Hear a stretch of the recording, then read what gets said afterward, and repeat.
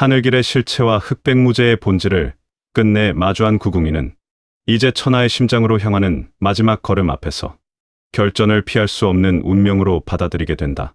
하늘길의 실체를 알게 된 뒤부터 구궁이의 눈에는 세상이 이전과 다르게 겹쳐 보이기 시작했다. 산 하나를 보아도 단지 높나지만 보이지 않았다. 어느 고개가 막히면 아래 고을의 쌀값이 먼저 흔들릴지, 어느 수문이 닫히면 피난민이 어느 문파 장원 앞에 몰릴지, 어느 봉화가 오르면 누가 먼저 죄목을 뒤집어 쓰게 될지가 함께 떠올랐다.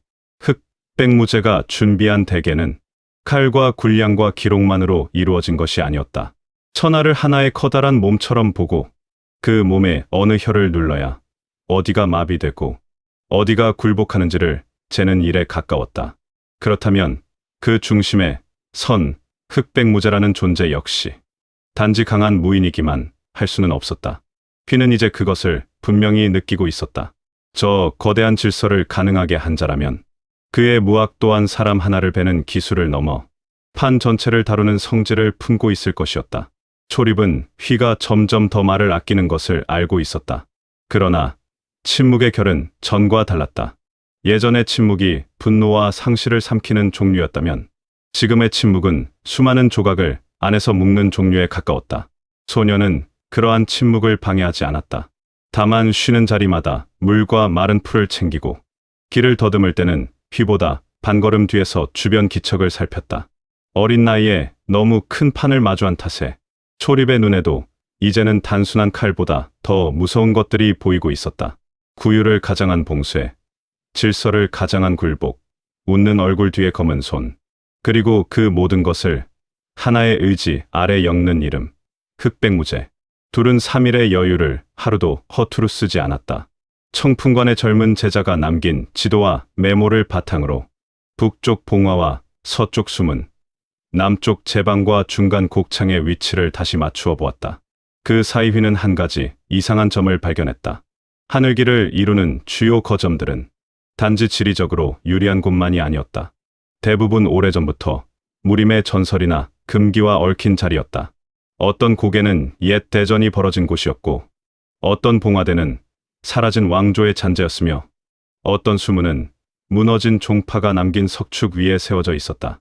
마치 흑백무제는 단순한 효율만이 아니라 오래된 상징과 기억까지 함께 끌어다 쓰는 듯했다. 휘는 그 점이 마음에 걸렸다.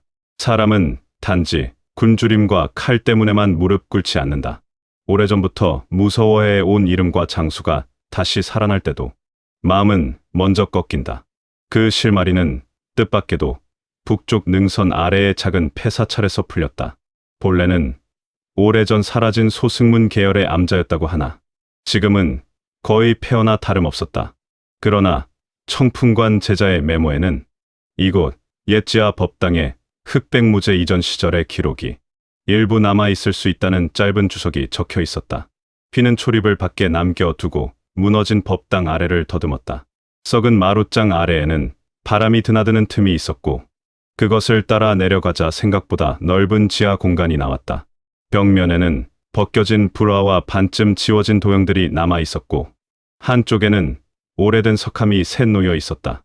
그 가운데 가장 오른쪽 석함은 이미 누군가 한번 연 흔적이 있었다. 완전히 털어간 것은 아니었으나 안의 내용물을 고르고 남긴 느낌이었다. 휘는 그 안에서 낡은 죽간 조각과 얇은 비단천 하나를 발견했다. 죽간에는 읽기 어려울 만큼 먹이 바랬지만 몇몇 문구만으로도 충격적이었다. 검은 궁은 끌어안고 흰 궁은 갈라낸다. 하나는 안으로 먹고 하나는 밖으로 비춘다. 둘이 맞물리면 세상은 스스로 길을 잃는다. 휘는 그 문장을 여러 번 읽었다. 그리고 곧바로 흑백무제의 이름이 단지 검고 흰색의 조합만을 뜻하는 것이 아니라 서로 반대되는 두 종류의 힘을 함께 다루는 무학 혹은 통치의 원리를 가리킬 수도 있다는 생각이 들었다. 비단천에는 더 직접적인 그림이 남아 있었다. 둥근 중심 하나를 기준으로 검은 선은 안쪽으로 감겨 들어가고 흰 선은 바깥으로 뻗어나갔다. 검은 흐름은 흡수와 가둠, 묶음과 침잠을 뜻하는 듯했고 흰 흐름은 드러냄과 분할, 유도와 확산을 뜻하는 듯했다. 휘는 그 도형을 보는 순간 지금까지 본 여러 조각이 동시에 떠올랐다. 기록을 봉하고 군량과 물기를 한 손에 묶는 힘은 검은 궁과 닮아 있었다. 반대로 소문을 퍼뜨리고 문파 내부를 갈라놓고 위조 서찰로 서로를 의심하게 만드는 힘은 흰 궁과 닮아 있었다. 하나는 안으로 끌어모아 숨통을 죄고 다른 하나는 밖으로 흩뜨려 질서를 무너뜨린다. 두 힘이 서로 반대 같지만 실제로는 맞물려 같은 결과를 낳는다. 바로 흑백무제가 이중의 얼굴로 천하를 지배하는 방식이었다. 휘는 그 자리에서 오래 움직이지 못했다. 무학이란 무엇인가를 다시 묻기 시작한 뒤부터 그는 자리와 흐름과 중심과 허실이 사람 하나의 칼싸움을 넘어 세상의 구조와도 닿아 있다는 것을 점점 배워왔다. 그러나 지금은 그보다 더 깊은 것이 보였다. 흑백무제는 아마도 이러한 두 힘을 한 몸처럼 다루는 자일 것이었다. 검은 궁의 힘으로 길과 물자와 장부와 목줄을 하나로 끌어모으고 흰 궁의 힘으로 사람들의 믿음과 문파의 결속과 세상의 명분을 바깥으로 찢어 흩뜨린다. 그러면 세상은 안으로는 묶이고 밖으로는 갈라진다. 사람들은 어디로도 도망칠 수 없으면서도 누구와도 함께 설 수 없게 된다. 그것이야말로 가장 완벽한 통치였다. 지하 법당 벽 한편에는 더 오래된 흔적도 남아 있었다. 얕게 새긴 글씨였기에 얼핏 보면 장식처럼 보였으나 가까이 보면 무학의 구결과 닮은 부분들이 있었다. 검은 궁은 상대의 힘을 껴안아 비우게 하고 긴 궁은 빈틈을 부풀려 스스로 무너지게 한다. 검은 힘은 멈춘 듯하나 실은 안으로 흐르고 긴 힘은 흩어진 듯하나 실은 바깥을 재단한다. 둘을 모르면 한 칼은 두 갈래로 찢기고 둘을 알되 합치지 못하면 스스로 몸이 갈린다. 휘는 그 문장을 읽으며 식은땀이 등을 타고 흐는 것을 느꼈다. 무제의 본질은 단순한 절대적인 강함이 아니었다. 안으로 끌어모으는 힘과 바깥으로 갈라놓는 힘을 동시에 쓰면서도 정작 자기 중심은 그 둘에 찢기지 않게 유지하는 데 있었다. 그것은 사람 하나가 쉽사리 닿을 수 없는 경지처럼 보였다. 그때 지하 입구 쪽에서 초립의 짧은 경고 소리가 들렸다. 휘는 비단천과 읽을 수 있는 주간 조각만 재빨리 챙기고 위로 올라왔다. 폐사찰 바깥에는 회색 장포를 입은 사내둘이 서 있었다. 산을 오르던 약초꾼처럼 보였으나 허리의 긴장과 발의 폭이 평범하지 않았다. 그들은 초립을 직접 해치지는 않았으나 말을 붙이며 시간을 끌고 있는 중이었다. 휘는 법당 뒤편 무너진 담을 넘어 그들의 뒤쪽으로 몸을 흘렸다. 지금은 정면으로 싸우는 것보다 저들이 무엇을 노리고 왔는지 보는 편이 먼저였다. 둘 가운데 하나가 낮은 목소리로 말했다. 이 절터도 요즘 들어 자꾸 발길이 붙는다더니 정말 그랬군. 다른 하나는 웃으며 답했다. 하긴 흑백의 옛 도형이 남은 자리를 찾는 자라면 이미 너무 깊이 들어온 놈이지. 그 한마디만으로 충분했다. 저들은 우연히 지나가다 온 것이 아니었다. 이미 누군가 지하 법당 같은 장소들을 추적하고 있었고 거기 남은 흔적을 찾는 자들을 솎아내고 있었다. 흑백무제의 체제는 단지 현재를 통제하는 데 그치지 않았다. 과거의 뿌리를 더듬을 수 있는 장소와 기록도 함께 감시하고 있었다. 휘는 더 지체하지 않았다. 그는 무너진 담 위에서 낮게 몸을 틀며 검집 끝으로 작은 돌 하나를 튕겼다. 돌은 사내 하나의 종아리를 정확히 쳤고 두 사람이 동시에 돌아서는 순간 휘의 몸은 이미 반대편 그늘 속으로 미끄러지고 있었다. 그는 검을 뽑지 않았다. 대신 둘의 시선과 발을 서로 어긋나게 만드는 데 집중했다. 구궁의 이치는 이제 그에게 단지 빠른 한 수가 아니라 상대가 어느 힘을 먼저 쓸지 읽는 눈까지 남기고 있었다. 회색 장포 둘의 움직임을 보며 휘는 금세 알아차렸다.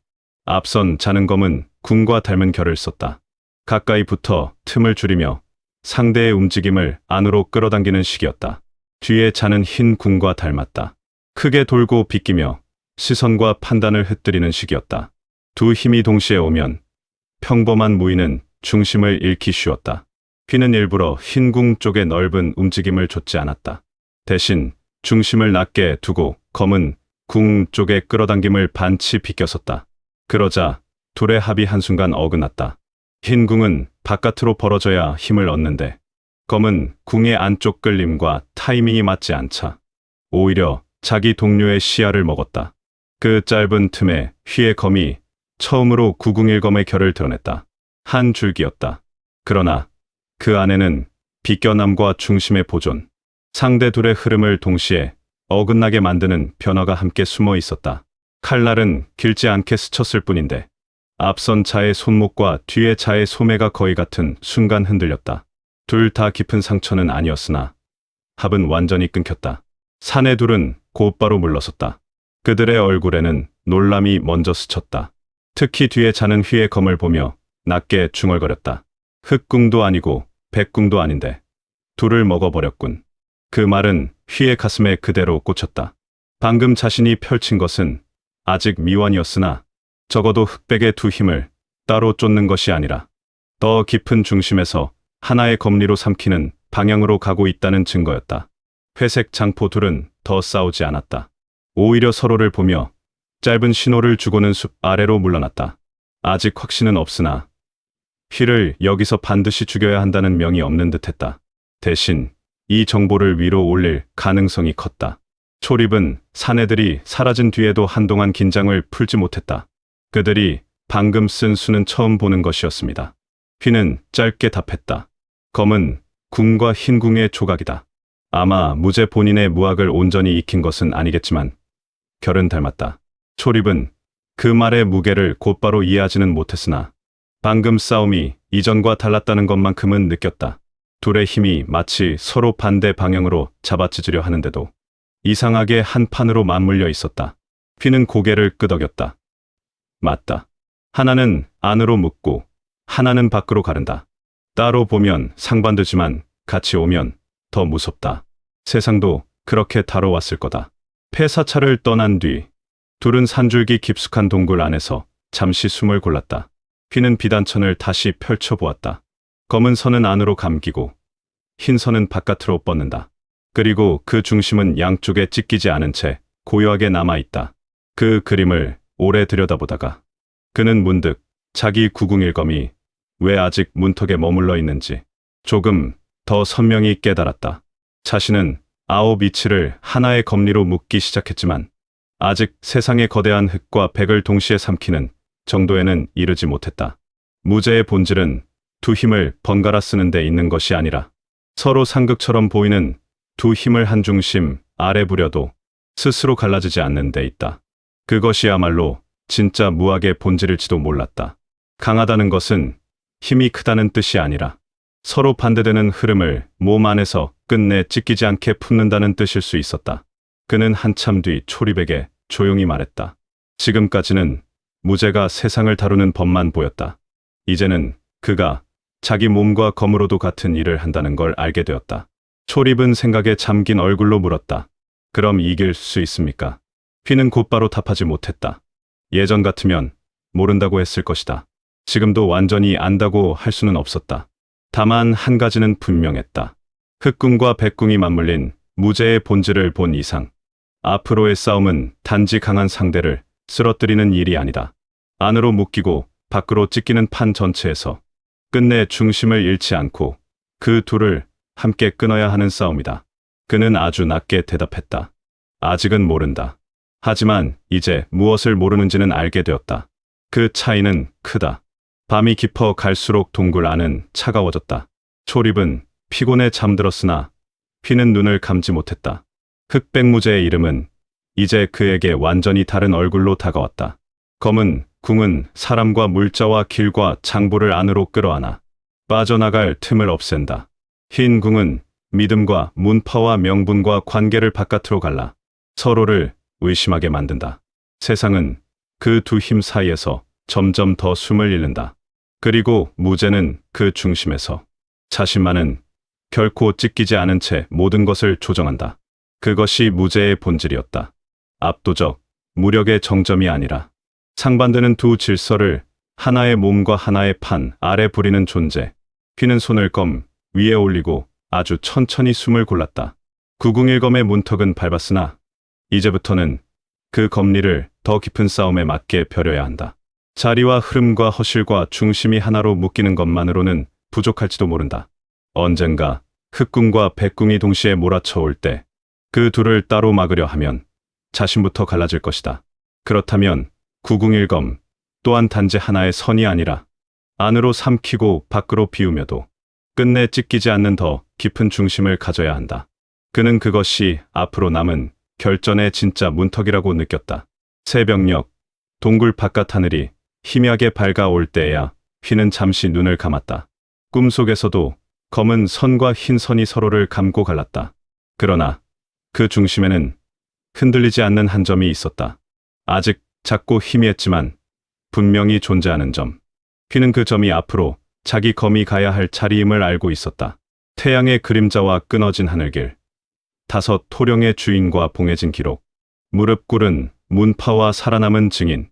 그 모든 것이 이제 검은 궁과 흰 궁이라는 두 힘 아래 다시 정리되고 있었다.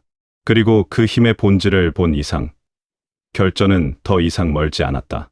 무제의 실체가 입체적으로 드러났다는 것은 동시에 그의 칼이 닿아야 할 정확한 심장도 이제는 조금 더 선명해졌다는 뜻이기 때문이다. 산을 넘고 고개를 돌아온 시간들이 어느덧 한 줄기로 모이고 있었다. 구궁이는 이제 자신이 어디쯤 와 있는지 어렴풋이 알 수 있었다. 남군가의 제에서 처음 불씨를 품었던 날에는 벗 하나의 죽음만이 전부였다. 그 뒤로 장터의 침묵과 무릎 꿇은 문파들, 봉해진 기록과 살아남은 증인들, 태양의 그림자와 끊어진 하늘길, 그리고 검은 궁과 흰 궁의 본질까지 하나씩 드러나며 그 죽음은 점점 더 거대한 심장의 박동과 이어졌다. 흑백무제라는 이름은 더 이상 멀리 떠있는 전설이 아니었다. 길과 굴량, 기록과 배신, 구율과 재앙, 사람들의 두려움과 희망까지 한 손 안에서 조절하는 중심, 무림 전체의 숨통이 결국 하나의 심장에 이어져 있다는 사실을 휘는 이제 믿지 않을 수 없었다. 초립은 그 곁에서 많이 자랐다. 여전히 소년의 얼굴은 남아 있었으나 눈빛만큼은 처음 남군가의 제 속에서 떨던 아이의 것이 아니었다. 길 위에서 본 수많은 굴복과 거짓, 죽음 직전의 증언과 살아남은 자들의 침묵이 그 눈에 층층이 내려앉아 있었다. 그럼에도 초립은 아직 완전히 굳지 않았다. 무엇이 옳은지, 누구를 구해야 하는지, 왜 끝까지 가야 하는지에 대한 질문이 그 안에서 살아있었기 때문이다. 휘는 오히려 그것이 다행이라 여겼다. 사람은 너무 일찍 모든 것을 안다고 믿는 순간 썩기 시작한다. 지금 자신들이 필요한 것은 완성된 확신이 아니라 끝내 버리지 않은 질문이었다. 청풍관의 젊은 제자가 건넨 하늘길의 지도와 폐사찰 아래에서 찾은 검은 궁과 흰 궁의 조각들은 하나의 방향을 가리키고 있었다. 하늘길의 첫 신호가 오르기 전 그 모든 줄이 한 번은 반드시 만나는 자리가 있을 것이라고. 물길과 봉화대와 곡창, 수문과 문파의 명단이 최종적으로 정리되는 자리. 5 토령의 주인들 가운데 적어도 셋 이상이 뜻을 맞추고 나머지 2의 줄도 함께 묶이는 자리. 태양의 그림자를 실제로 땅 위에 들이우는 마지막 매듭이 묶이는 자리. 휘는 며칠 동안 밤낮 없이 지도를 다시 보고 봉해진 기록에서 외운 지명들을 더듬고 살아남은 증인이 남긴 말과 도연의 기름종이를 함께 맞추었다. 그리고 마침내 하나의 장소가 떠올랐다. 그곳은 무림에서 오래전부터 천하의 심장이라 불리던 자리였다. 지금은 이름조차 입에 올리는 자가 드물었으나 본래 그곳은 3갈래 큰 물길이 갈라지고 내 방향 산줄기가 맞물리는 분지의 중심이었다. 옛 왕조 때는 제방과 굴량 창고가 함께 있었고 여러 문파가 거기서 맹약을 나눈 적도 있었다. 이후 전란과 홍수로 폐허가 되었다고들 했으나 실제로는 그 폐허를 바탕으로 오호령이 비밀스러운 물길과 창고, 길목 통제를 다시 엮어왔을 가능성이 컸다. 흑백무제가 천하 전체를 하나의 몸처럼 다루려 한다면 그 몸의 심장에 해당하는 자리 역시 반드시 필요하다. 물과 길과 사람과 장부가 가장 촘촘히 만나는 곳, 바로 거기였다. 둘은 마지막 이틀을 거의 쉬지 않고 달렸다. 그러나 무턱대고 서두르지는 않았다. 휘는 이미 알고 있었다. 결전이 가까울수록 조급함은 곧 패배의 문이 된다. 그는 초립의 숨과 자기 몸의 중심을 끝까지 살피며 걸음을 조절했다. 낮에는 숲과 절벽의 그림자를 타고 밤에는 별빛과 지형만으로 방향을 잡았다. 가는 길 곳곳에서 기이한 흔적들이 보였다. 평소라면 버려졌을 작은 봉화대에 재가 남아 있었고, 산 아래 오래된 창고로 들어가는 술의 자국이 새로 나 있었으며, 물길이 말라야 할 자리에 얕은 수로가 다시 열려 있었다. 하늘길은 이미 움직이기 시작한 셈이었다. 아직 봉화가 오르지 않았을 뿐, 피와 굶주림과 구휼의 판은 조용히 자리 잡고 있었다. 마침내 셋째 날 저녁, 둘은 천하의 심장이라 불리던 분지 외곽에 닿았다. 처음 보이는 것은 거대한 원형 석축의 잔해였다. 오래전 제방이었는지 성곽이었는지 분간하기 어려웠으나 그 위로 잡목과 덩굴이 엉켜 있어 멀리서는 단지 무너진 산허리처럼 보였다. 그러나 가까이 다가가면 돌의 방향과 간격이 지나치게 정교했다. 누군가 오랜 세월 이 폐허를 숨기면서도 안쪽 구조는 계속 써왔다는 증거였다. 석축 너머로는 넓은 분지가 어둠 속에 가라앉아 있었고, 중심부에는 검은 건물들이 여러 겹 그림자로 겹쳐 있었다. 궁이라 부르기에는 드러난 위험이 없었고, 창고라 부르기에는 지나치게 깊었다. 검은 궁과 흰 궁의 조각을 떠올리면 오히려 저렇듯 이름 없는 건물이 더 어울렸다. 빛으로 드러나지 않으나 모든 줄이 그 안으로 이어지는 자리. 초립은 처음 그 광경을 보고 숨을 삼켰다. 여기서 정말 모든 게 이어집니까? 휘는 바로 답하지 않았다. 대신 아래를 오래 내려다보았다. 분지의 가장자리마다 작은 불빛이 점처럼 흩어져 있었고, 그 불빛들 사이를 사람 그림자가 조용히 오갔다. 물길을 조정하는 자, 장부를 옮기는 자, 경계를 맡은 자, 봉화를 기다리는 자. 5 토령의 손들이 분명 이 아래 어딘가에서 맞물리고 있었다. 그는 마침내 낮게 말했다. 저 아래가 시작일 수도 있고 끝일 수도 있다. 하지만 적어도 심장이라는 이름은 틀리지 않을 거다.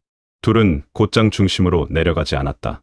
휘는 분지 외곽을 반 바퀴 돌며 먼저 흐름을 살폈다.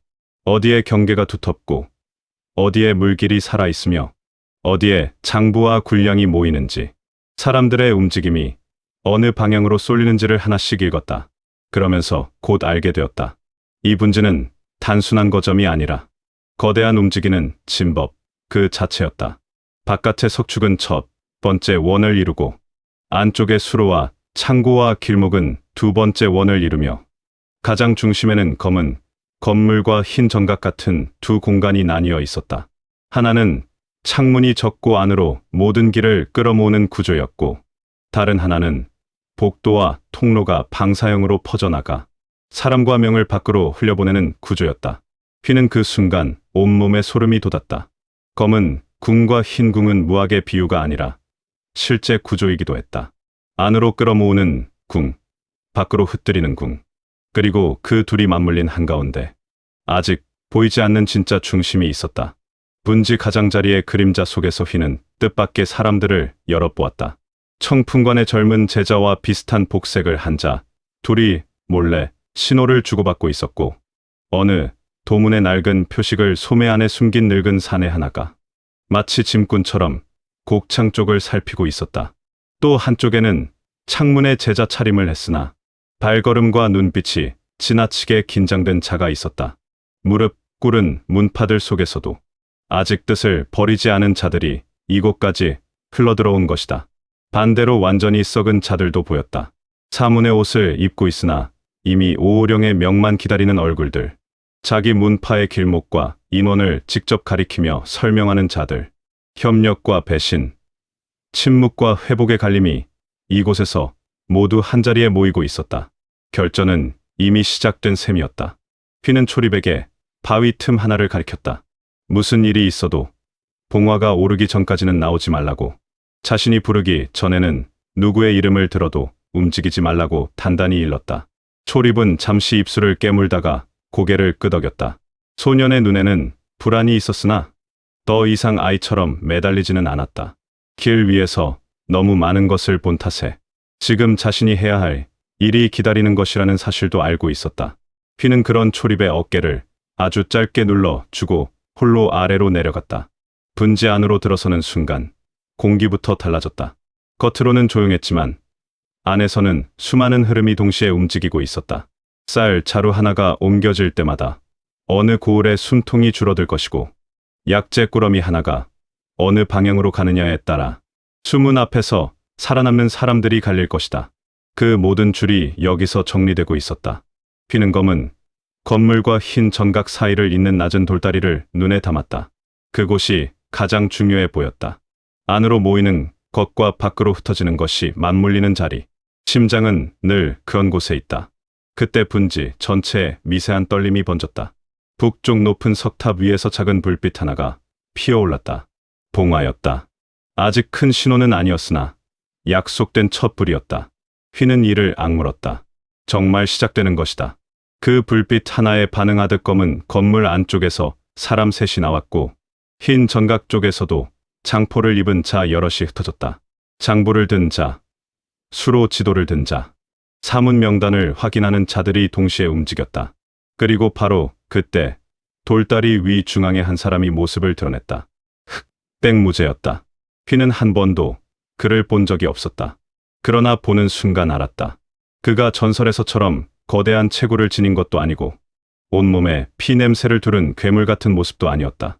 오히려 지나치게 단정하고 고요했다.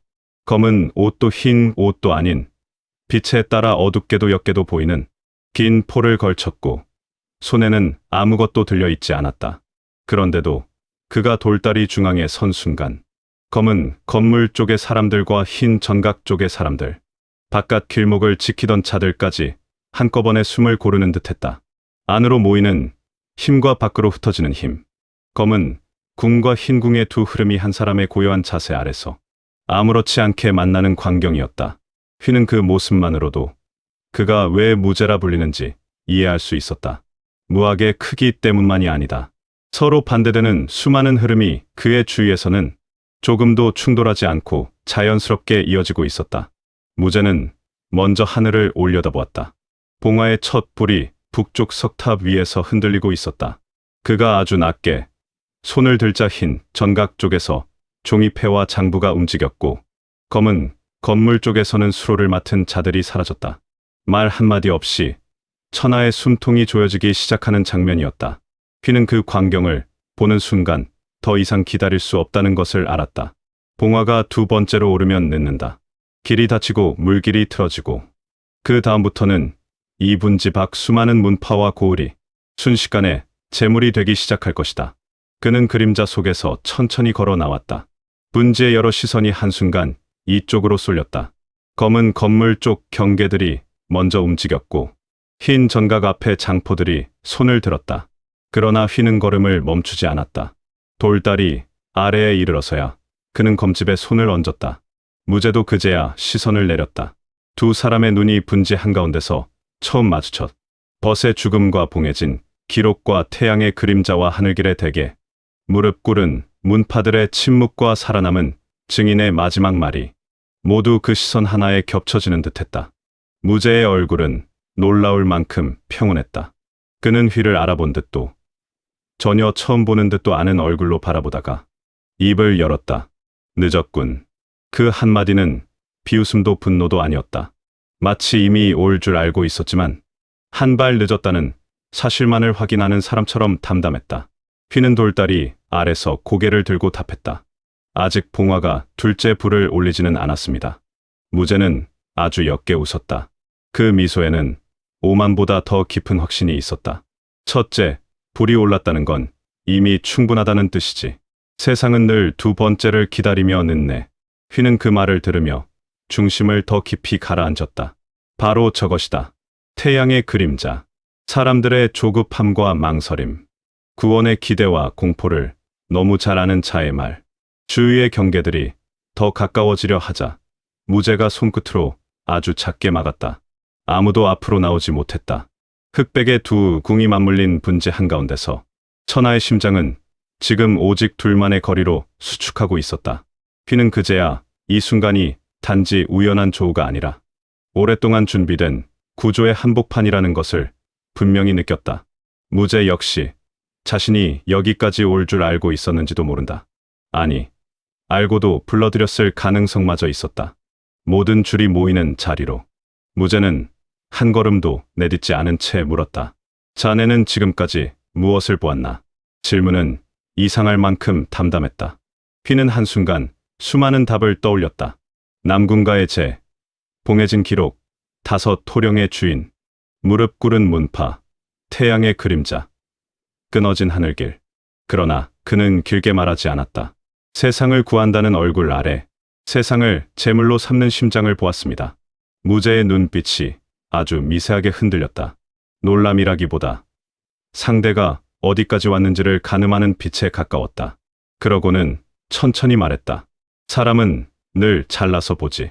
굶주림은 재앙이고 구휼은 선이라 여기지. 전란은 악이고 통일은 의라 여기지.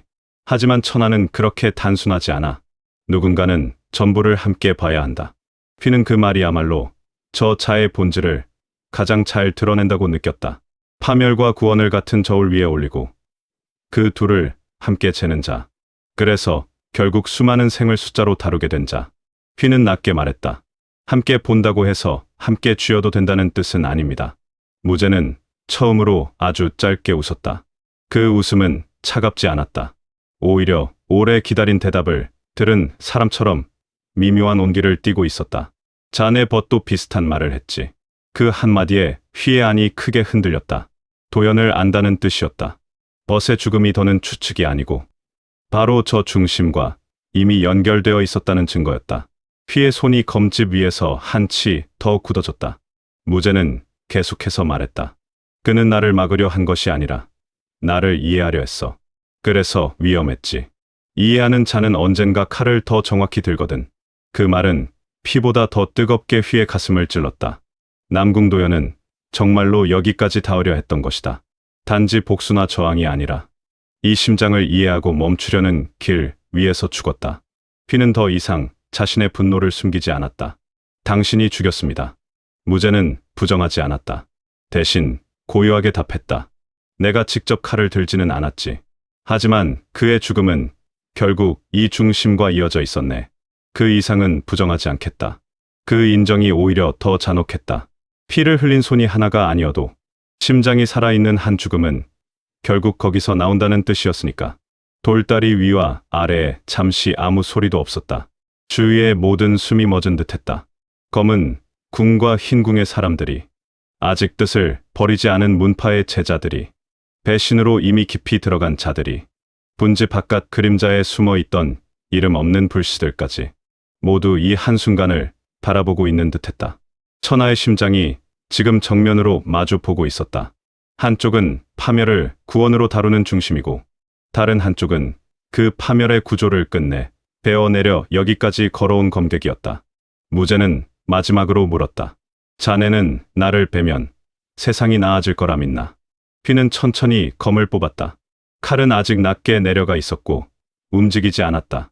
그러나 그 한 줄기 검리 안에는 9자리의 이치와 보이지 않는 중심, 패배가 가르친 버팀과 움직이는 진법을 읽는 눈, 검은 궁과 흰 궁을 함께 본 자의 긴장이 모두 조용히 모이고 있었다. 그는 낮고 분명한 목소리로 대답했다. 당신 하나를 베는 것으로 끝난다고는 믿지 않습니다. 하지만 여기서 당신을 놓치면 더 많은 것이 끝난다는 건 압니다.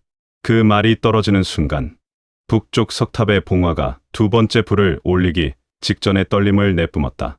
결전은 이제 피할 수 없는 문턱 앞에 서 있었다.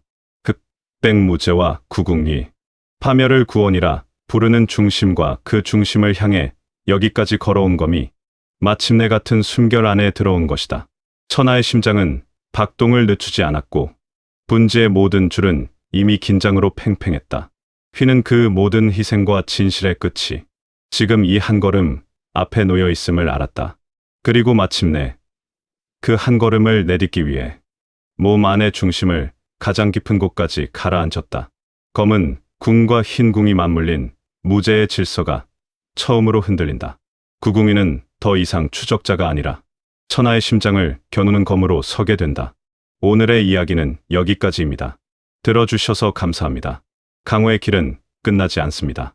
다음 이야기에서 다시 만나려면 구독과 좋아요, 알림 설정까지 부탁드립니다. 여러분의 참여가 곧 이 무협 세계를 더욱 빛나게 합니다. 구독으로 다음화 구궁무제 제오부 사라진 무제를 먼저 만나보세요. 감사합니다.